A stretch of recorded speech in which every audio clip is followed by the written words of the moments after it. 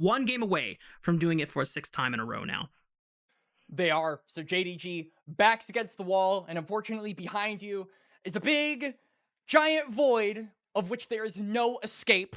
The loser of this series going to be chilling until split number 3, and for the 2nd seed, that is not the fate that they want to be put on towards. But BLG, the 1st seed, also don't want to be in that position.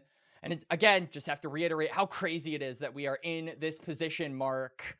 Even the winner of this series has a mountain to climb in order to get to that next international. As we are onto the bans for game number 4 here, Varus going to continue being taken off the board by BLG.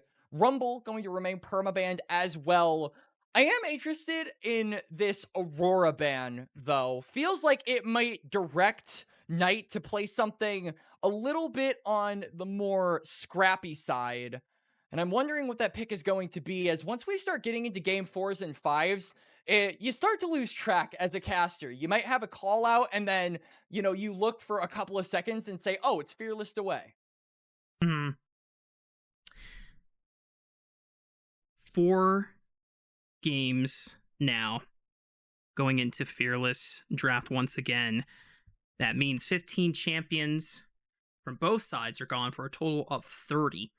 Eliminated from the potential pool, and we're continuing to see a lot of bans put onto the Varus and the Orianna. Nocturne, once again, taken away from JDG. It has not been available to JunJia this entire series. Gnar, removed from the pool, as well as Aurora. So now when you're looking at mid lane champions, what comes to mind here?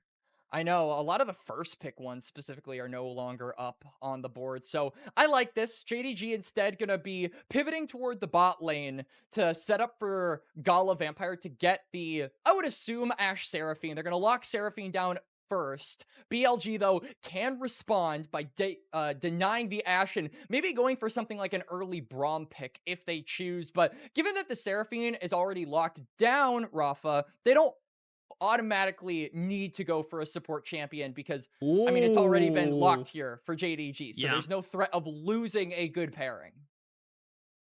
I mean, for them, they deny the Ashe Seraphine from being a pair. So now, when you think of next best pairings for Ashe, Lulu's already gone.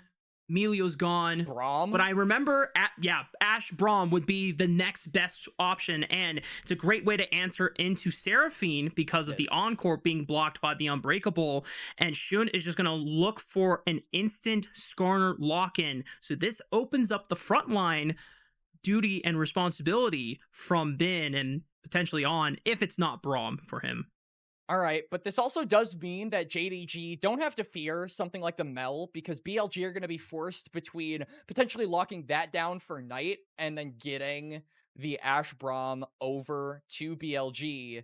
So, going to kind of force them to choose on 3 what they really want to prioritize. And yeah, Olaf lock-in here for JDG does have flex potential, and we have seen some crazy 3-star Michelin star chef cooks come through by Tabe in the top lane before. Olaf would not be in that realm. It is still a good champion top, but doesn't see a matchup quite yet. So is undecided on where it will end up, but we will see JDG round out their bot lane with the Jhin instead. So a lot of CC, a lot of lockdown as well. I would imagine from here, JDG really just want to get a strong top side that can be facilitated by the Jhin Seraphine. Anytime you have a Jayce locked in, I'm always thinking about how you can supplement that poke with either hard engage to commit after the poke has been dealt, which you have the Ashe Arrow and the Skarner to be able to look for that as soon as this Jayce chunks out critical members low enough. But for JDG, like the pairing of the Jhin with this Olaf, because already, whether it's going to go into JunJia's hands or into Xiaoxu's hands, they want to be able to just brute force their way into the backline, and if all the attention and the disruption is now put into trying and peel this Olaf away, no one is going to be focusing the Jhin, and that's a perfect time for GALA to set up that sniper's crow nest in the a screen away. Maokai, however, banned, trying to pinpoint whether this was going to be Xiaoxu's Olaf and then denying that Maokai away from JunJia this late into the series. So we do see on the other side, though, JDG opting to go for LeBlanc bans. I wonder if they're going to ban something like the Akali, to take away a lot of these aggressive assassin picks from Knight. This could be opening up maybe a Yone angle to come through from HongQ if you wanted to get a little bit spicy with it. It's been some time since I think we've seen HongQ on that pick, but it is a vintage, famous character that he has pulled out some crazy performances on in the past. BLG, though, instead, probably just going to pick up the Braum here, I think. I don't think they're in a big rush to... Nidalee support? Or Skarner support? It could be Skarner support. Whoa! Oh my goodness! We have Nidalee. We have Nidalee for BLG in Game 4. I have to imagine that it should be something like Nidalee jungle and Skarner support. I know that there was, I think, a Kyle game on the Skarner support recently, or there it is. It's been seeing some ways, but as you called out, Sejuani and Yone, that links up. So this will at least give strong setup for Sejuani in both solo lanes for the Olaf and the Yone to proc or permafrost. BLG now trying to decide what their final champion is going to be. And we didn't even discuss the potential of a Jayce flex to mid lane if this happens to be Zaahen for top. It could be a Zaahen for Bin, and it's going to be locked in here, Mark. So both teams pulling out a bunch of stops here in game number 4. But I do, really quickly, before we end going into the game and get the Gyos out of the way, want to explain the Skarner support just a little bit, because it looks like that is going to be what is pulled out for on. Skarner does a deceptively high amount of damage early in the game. When you've got the poison or the bleed or whatever word you want to use to call passive, it. The passive, we'll just go with that.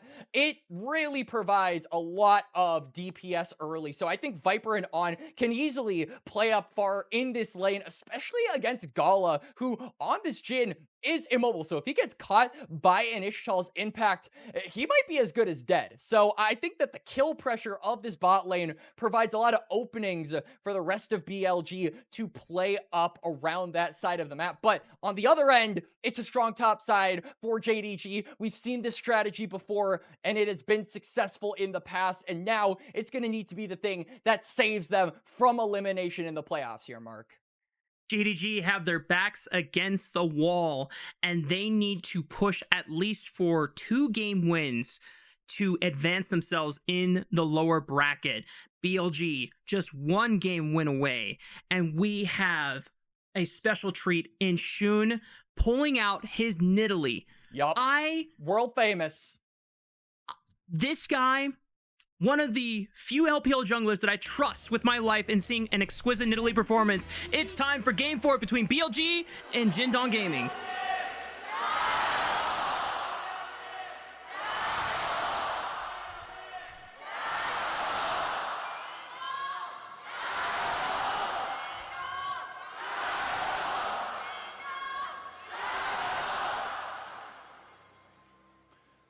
A lot of poke, a lot of early game aggression possible here from kind of that trifecta of Shun, Knight, and Viper early on in this game. We'll have to see what Shun gets up to in these early pathings. One of the big advantages, Mark, and I'm sure you as the Nidalee guy on the cast can definitely back me up on this. The biggest commodities of Nidalee is how flexible you can be in the pathing. You can go through the Dragon Pit. You can go cross-map. You can look for invades against a champion like Sejuani, who is not known to be strong very early on. You can bully JunJia around, and I feel like Shun in the past has been so good at being able to go on champions like the Nidalee, like the Kindred, capable of cross-mapping and being aggressive the moment they hit the rift, and just running with that pressure the whole way through.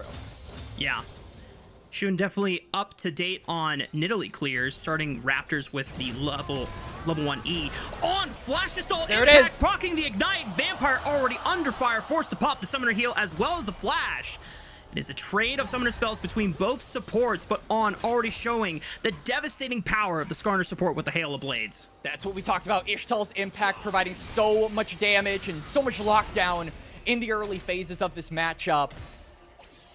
Hawkshot going to also spot out where JunJia is on the pathing, but we see that Jhin doesn't really have too much of a concern looking for any of those invades so far. But it's a lot of skirmishing happening between the lanes. We saw some trades of HP go down in mid. Obviously, that flash Ishtal's impact from On in bot. And already, we can see the Skarner roaming around Summoner's Rift to try and look for some pressure onto HongQ's Yone.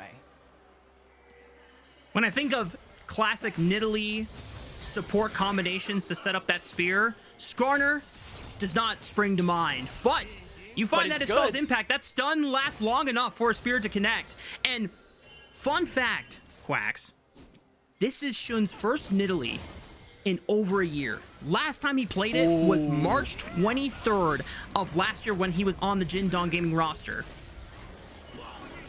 That's absolutely crazy, and this is a pick that people know him for. I mean, Jhin's Nidalee, Jhin's Kindred, these aggressive, high-octane junglers are what he made his name on so many years ago, and what he has kept his reputation on. Yup.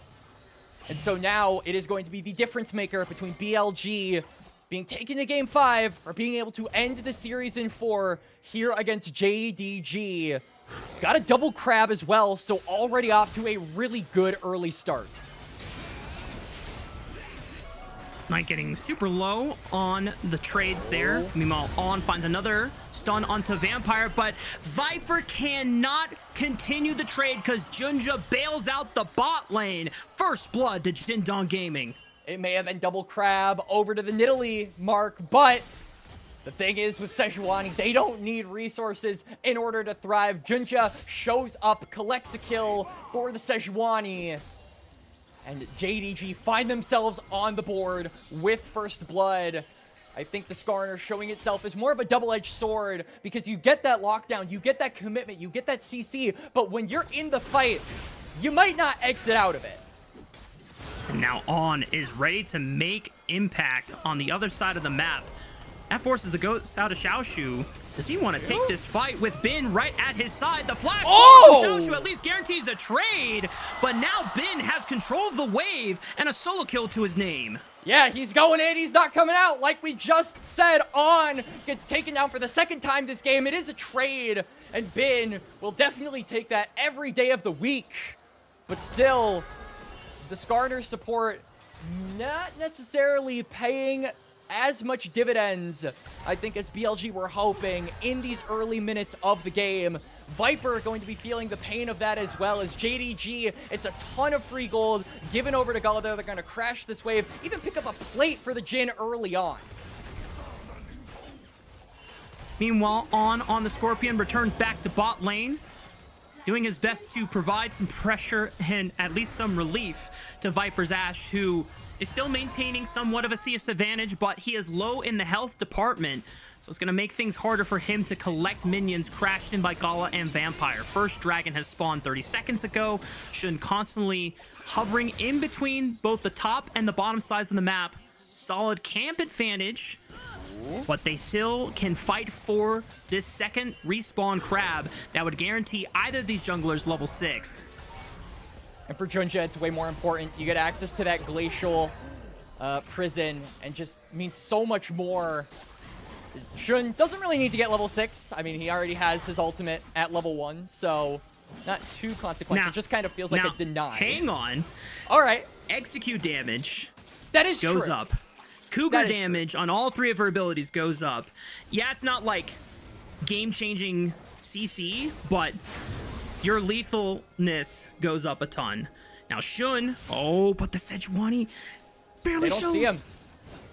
All right, well now they're gonna spot him out. Jhin almost getting pounced on here. He just jumps away from the glacial prison. A little too slow from JunJia there. And HongQ not able to look for a follow-up with the Fate Sealed. On swerves on in. Jhin's got to be careful. Flashes away from the deadly flourish. A HongQ Fate Sealed forces Knight's own flash. But no member of the BLG squad falls to the hands of JDG. All right, it's a bunch of jockeying for control around this bot side river, but like you said, no one goes down. Viper is going to get some solo gold over to himself as this Ashe. And BLG with Prio are just going to keep forcing the issue.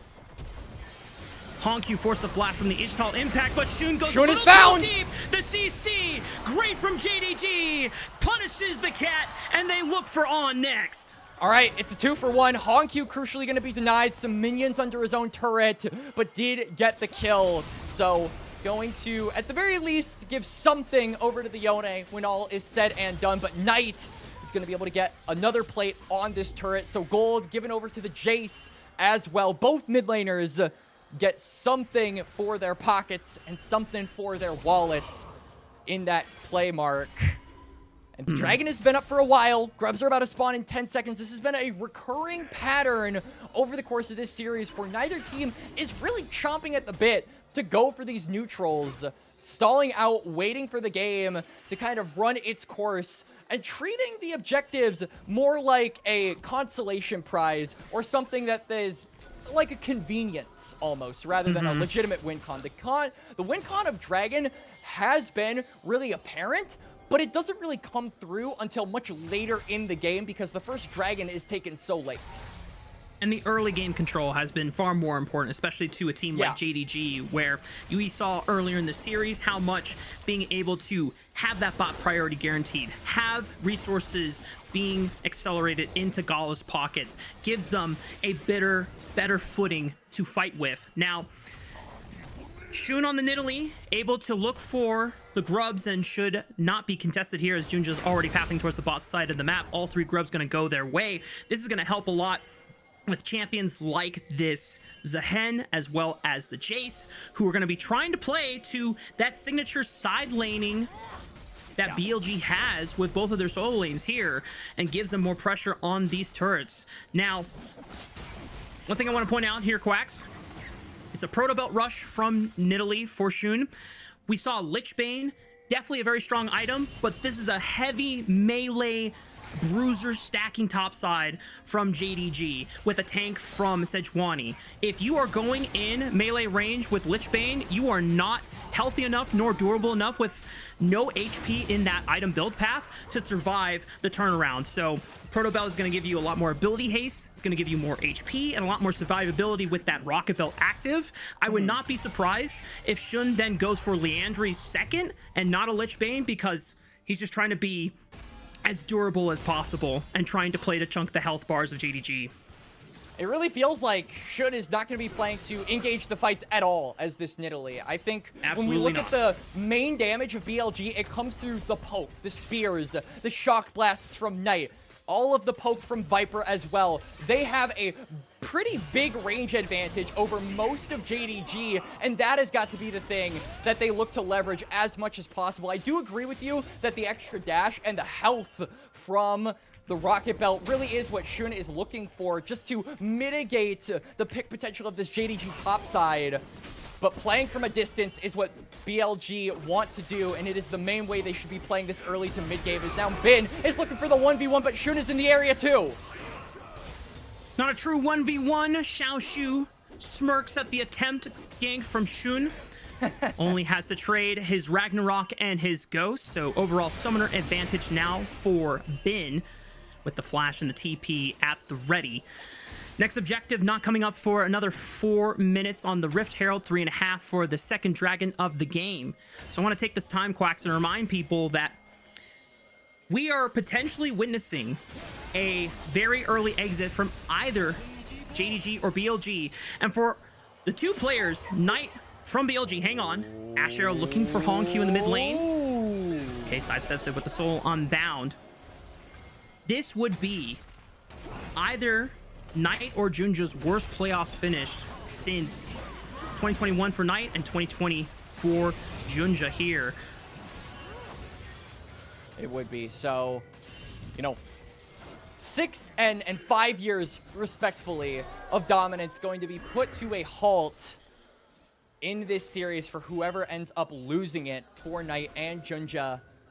For JunJia, I feel like it has been so many wins. We talked about this in split number 1, but I mean, this was a guy who had won, what, like 7 straight titles or something like that?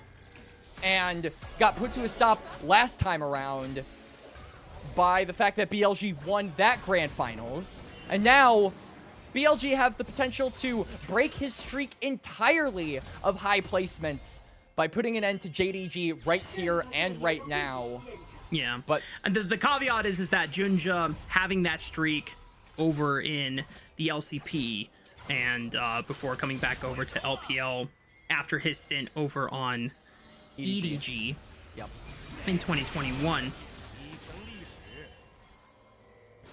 For Knight, I think even though BLG are up in the series, JDG do have the structure and the bones for a comp that could try and force these picks with really solid engaged tools between Sejuani ulti, Fate Sealed from the Yone, Encore from the Seraphine. But so far, BLG have the steady makings of a strong gold lead. Another arrow from downtown from Viper fishing for HongQ, but good sidestep. On tries to look for the quick punish with the initial impact, but he flashes away. Vampire! Multiple members, the impale for the re-engage. Jhin in the thick of the fight, but the flash from JunJia secures the killing blow onto Knight's Jayce, and now Jhin has to retreat. GALA coming up the rear on the bot side river will not be able to assist in locking down the cat, but JDG continue stifling the gold advantage from BLG.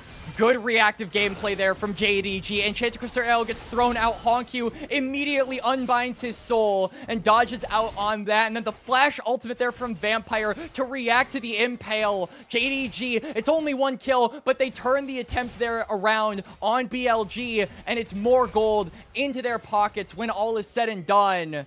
So I want to get another replay to this. HongQ, pixel perfect reaction there as the Yone. And we can see Impale comes through, but HongQ is basically untouched at this point. JunJia is tanky enough to where he can take all of that damage. He does just that, gets a second of the game. We don't necessarily highlight the gold being onto the Sejuani. Sejuani, not one of the win conditions that we're looking at as JDG to carry this game. But if he is tankier, it just means that you have someone to deal against the poke that BLG will be putting onto you. And you're starting to see some of the consequences of going for a more durable build for this Nidalee. Rocket Belt, a lot more survivability, but man, your all-in burst is much weaker. Yep. It is, and I think BLG now are kind of forced to give away pressure on this bot side river. You can see that they're jockeying for control over the mid lane, but both top laners are actually maneuvering down. You can see that Bin is hovering around that river. HongQ has to be in. Oh! Ooh. The initial impact pushes HongQ, and the Fate Seal can't get past the Scorpion. BLG find the counterpunch and finally put HongQ Yone's down. Insane positioning there from On. Blocks the ultimate from allowing the Yone to get away. Now GALA's in trouble. Fails the flash! That's a squishy ADC. It doesn't matter if it's a Rocket Belt or a Lich Bane. That Nidalee will still eat that marksman alive. Jhin finds his first kill on his Nidalee. And JDG, they've had the whole game turned around on them. They had control over the bot side river, but a pick onto HongQ, followed by a pick onto GALA, and a failed flash from the Jhin. Suddenly Jhin is on the dragon, and the stacking of the Drakes is denied for Jingdong Gaming. This will help BLG be bought some more time so that they are not forced into any negative fights with very bad setup into future circumstances.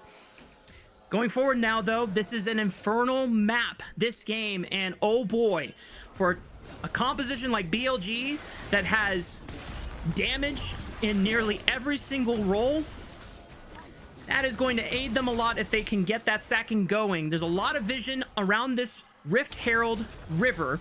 Jhin already has the objective at 5,000 HP.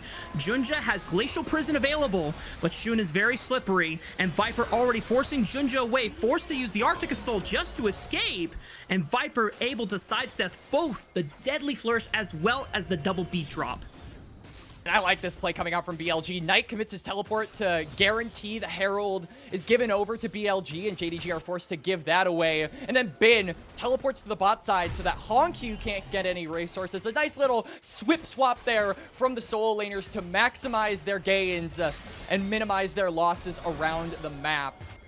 So some of that BLG macro coming through here, Mark, and it is going to pay dividends as now we can see first item breakpoints are starting to be hit for some of these members. Bin is getting closer to that second item, actually, as we see the Trinity Force complete. Has the healing cut as well. Zaahen, a deceptively good champion at being able to apply multiple stacks of Grievous Wounds onto multiple members.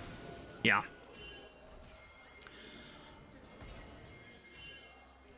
It's going to be very essential as there's a lot of deceptive sustain coming out from this team. Still 3 minutes away from the next dragon as Xun secured the second one of the game. Baron spawning up in 2. HongQ being aided by JunJia on the side lane. The blue sweeper does not find this Sejuani. Knight could be in trouble. Fate sealed on top of the Glacial Prison. The Primal Surge, not enough healing to save his mid laner. Great pick by JunJia, and even greater to sneak around the Vision Cone. All right, HongQ gets more gold. Now he is battling Xun in this bot side river to try and crash this wave. Meanwhile, in mid, Viper is getting solo gold as this Ashe. So BLG winning out in other facets around the map here. JDG getting a kill for their efforts, but when all is said and done, not really able to translate it into anything that equates to tying up what Viper managed to get. It's not just gold into the Ashe, but this is going to be so crucial in giving BLG more control around these dragons for the future. It's a nice pick onto the Jayce, but Knight still somewhat ahead in gold thanks to the repeated attacks from BLG onto HongQ's Yone. Curious to see how JDG continue playing the map now, though, because Bin has once again amassed himself a very sizable advantage into Xiaoxu. I don't think we've really seen a game where Xiaoxu has had a clear advantage over Bin in this series. Ashe Arrow connects, JunJia absorbs it, Encore at least breaks open the fight, but the well-timed impale buffering through the ultimate intercepts HongQ on the engage, makes the trade a 1-for-1, but On will gladly give his life for that of the Yone. All right, Protoplasm keeps JunJia alive. He does have to expend the flash, but it is a 1-for-1 when all is said and done, like you said, but Tower crucially goes over to BLG as well. GALA is stepping up! Oh no! GALA tries to flash away, but still falls to the power of Knight's Jayce as he slams down the hammer. And a full distance max range Nidalee spear also in the back of the Jhin as well for good measure. As we do get a replay on this bot side, JunJia tanks up the Ashe Arrow, tanks up the spear, is in the middle of all of the commotion and poke that we talked about being a big highlight of BLG's comp, but he's the one that manages to survive. It's HongQ that goes down, and this Yone, Mark, is just being put down so relentlessly by BLG. JDG, they're trying their best to give advantages over to their mid laner, but it feels like BLG are so good at being able to put a wrench in that plan. Oh boy, Vampire now in a world of trouble, flashes over the wall, but it's the Ashe Arrow that is the executing blow. Not even needed for the stun, just the lethal amount of necessary damage to finish him off. BLG are in position to rotate on over to a spawning dragon. Should be able to give them the second Drake of the game, and you can see Bin teleporting to the bot side. Denies more gold over to HongQ on this Yone, just looking to try and split push in a lane, get some solo gold on this pick, but he's constantly forced to join up for these team fights where he frankly isn't strong enough, Mark. BLG are finding these timers, and they force him to get involved. This constant proactivity is the closest we can recall BLG at their best. Where was that Glacial Prison going? It doesn't matter. They still get the kill now, but Xiaoxu is going to be completely separated from the rest of his team as Han picks up a freebie for himself. Impale starts out the dive, and Xun lands a crucial spear onto HongQ, continuing the chase. Mikhail's Crucible at least gets Shun out alive for now. A Rift Herald has spawned, and On is going to take it for a potential joyride, looking to knock up multiple members here. They're trying to dodge it. They're trying to weave around it, but they knock up a flashless vampire on the Seraphine. Arrow goes wide, but this spear might not connect as GALA manages to survive by the skin of his teeth. JunJia as well, but BLG returning back to their usual antics, constantly skirmishing, constantly forcing fights, and now they can look for this Baron. What is possessing On in this mid game, Mark? It was looking like a few rough plays from the Skarner early on, not panning out the way he was hoping. But ever since then, the setup from this pick to allow the poke from Knight, from Shun to land has been so insane. He set him up with the Rift Herald knockup, for God's sake. That is absolutely insane. Baron acquired for BLG. And now we're going to get a replay of how this fight started. Knight gets engaged onto, and I think responded to this about as good as he could. He flashes over, trying to create some distance, does basically get Olaf to 1 HP. He tries to heal up on the minions, but it's no use. He's going to get taken down. And then right here, I want to pay attention to Shun. So, drags him to a spear. How does that land onto the Yone? It went through the Sejuani, Mark.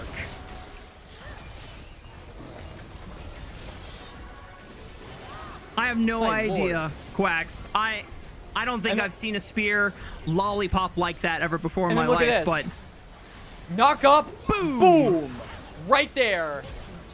Crazy cinema game coming out here on the Skarner support of all things, plus the Nidalee jungle. A vintage Shun game is exactly what we needed. We didn't know we needed it, but the fact that it's here now, I've been missing it. I have been missing it too, my friend. Last time he played it, more than a year ago, in Split 2 placements during the 2025 season when he was on JDG. And it has been dormant. It has been in the back of his pocket for many, many months.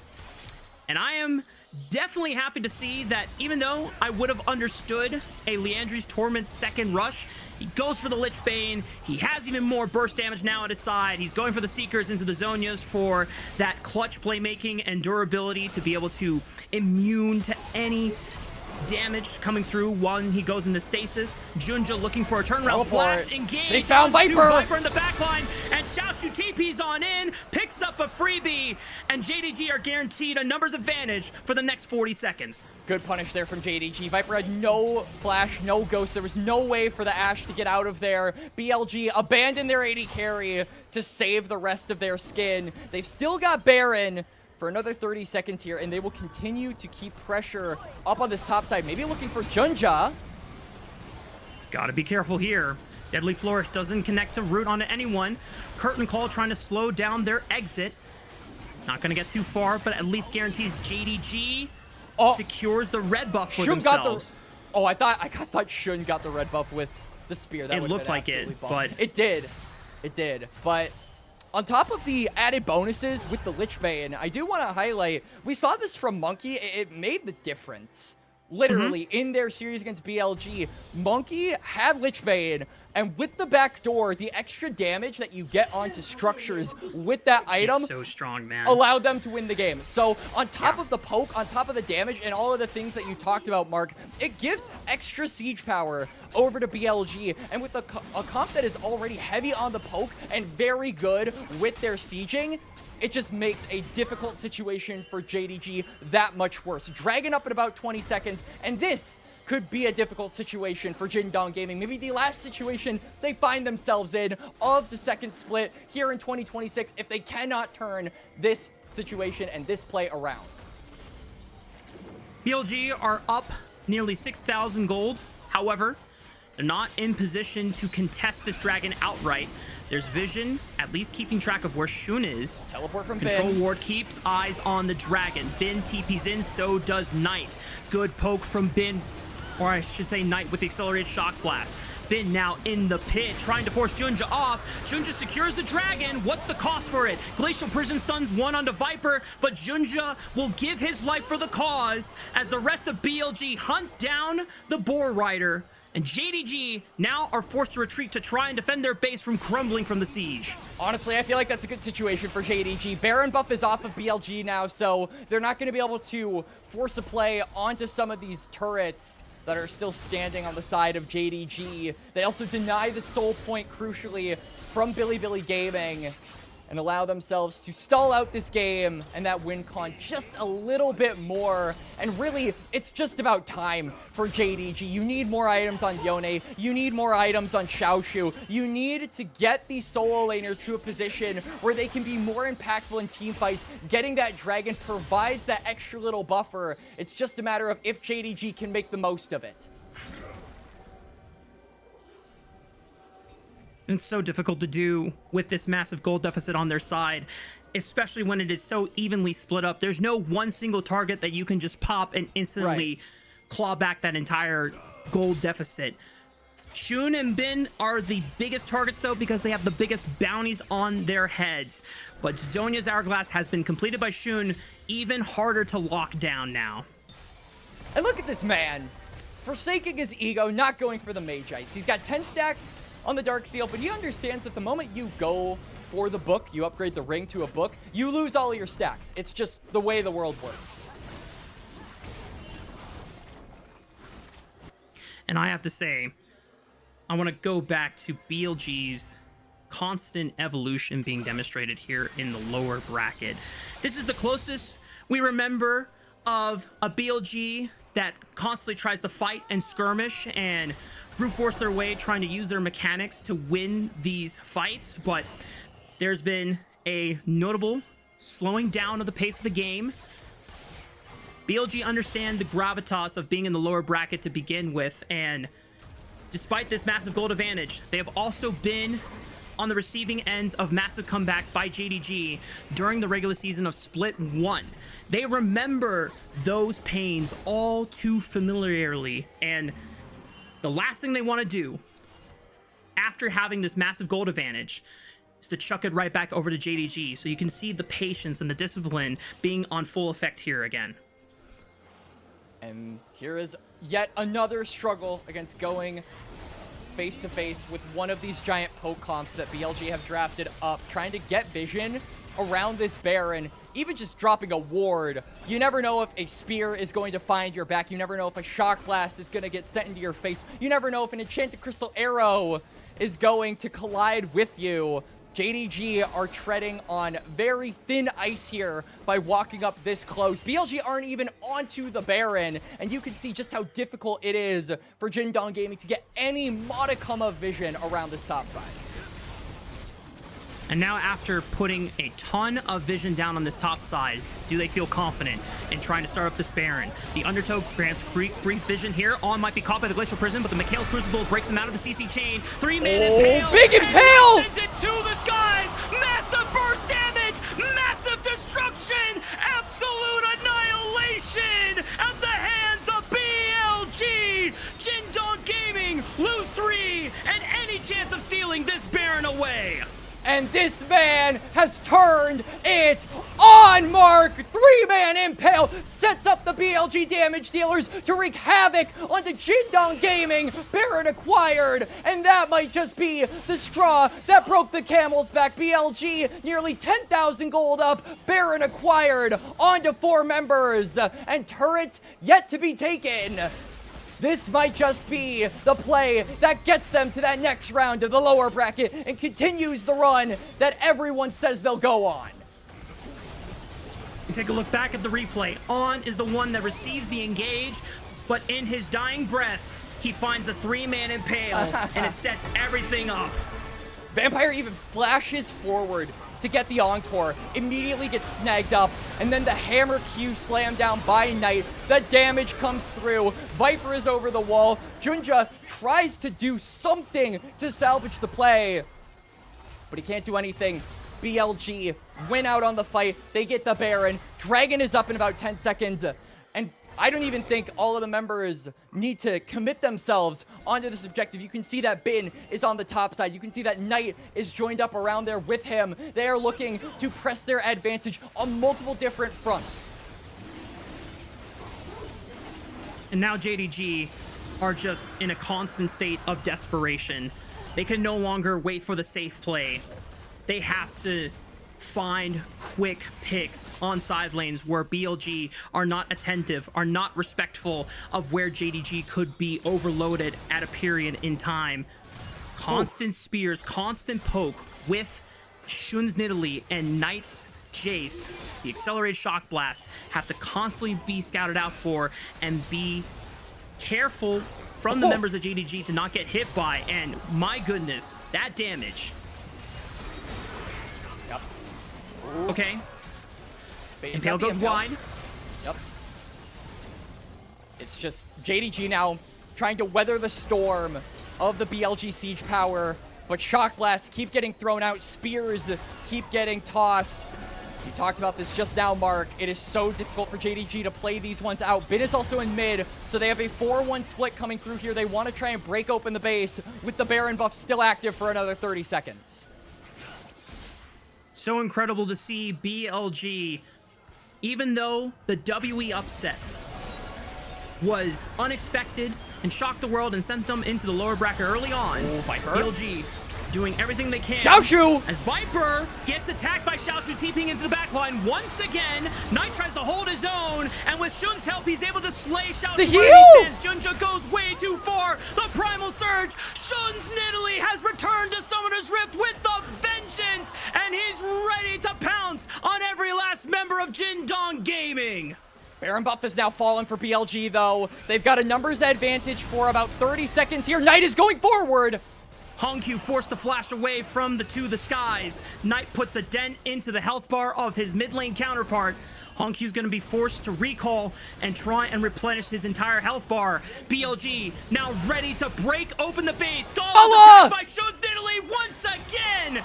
It's a 4 versus 2 advantage for the next 15 seconds. This could be the victory march for BLG. First seed versus second seed. It's not where we expected it to happen in the bracket, but BLG, that just makes them want to turn up the heat even more with elimination on the line. They will not fail. They will not falter. Open Nexus, Mark, is here. Nexus turrets open. Shun stunned up at the Glacial Prison. Top eSports dug their grave, and BLG will carve their tombstone. JDG are eliminated from play.